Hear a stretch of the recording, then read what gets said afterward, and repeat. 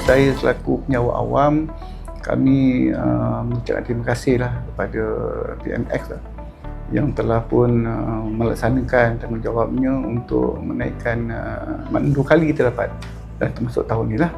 Namun dengan kenaikan ini setidak-tidaknya kami berazamlah untuk mempertingkatkan prestasi kerja kita, menjaga kualiti kita, menjaga mutu perkhidmatan penjawat awam, dan kita cuba buat sebaik mungkin untuk menjaga prestasi penjawat awam di negeri Melaka. Berhubung dengan kenaikan gaji penjawat awam melalui SSPA, kenaikan sebanyak 7%, pertama sekali perasaannya of course lah, kita rasa dihargai dan disayangi oleh kerajaan, diingati oleh kerajaan atas sumbangan kaki tangan awam melalui kenaikan gaji yang diterima sekarang lah. So alhamdulillah dapat membantu sebab ini kenaikan pada gaji pokok.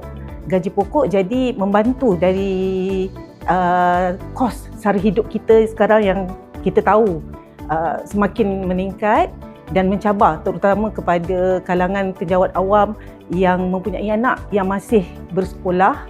Peningkatan kos bukan sara hidup makan saja, pendidikan juga kita tahu kos yang agak tinggi. Kita dengar suara-suara rakan-rakan kita di tempat kerja berkenaan dengan kos-kos tersebutlah. Jadi ini sangat-sangat membantu kepada kaki tangan awam dengan kenaikan gaji tersebut. Alhamdulillah. Jadi bila orang dah berbudi, kita berbahasa.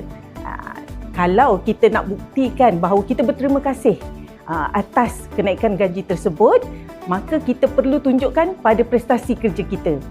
Tingkatkan prestasi kerja kita bagi menunjukkan bahawa kita berterima kasih kepada kerajaan atas kenaikan gaji tersebut.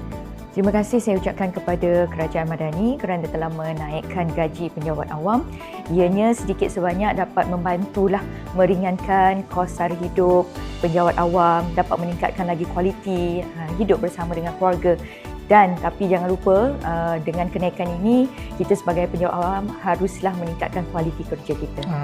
Pertama sekali saya ucapkan terima kasihlah kepada pihak kerajaan di atas kenaikan gaji yang mana kita dapat kenaikan gaji daripada tahun 2024 lagi.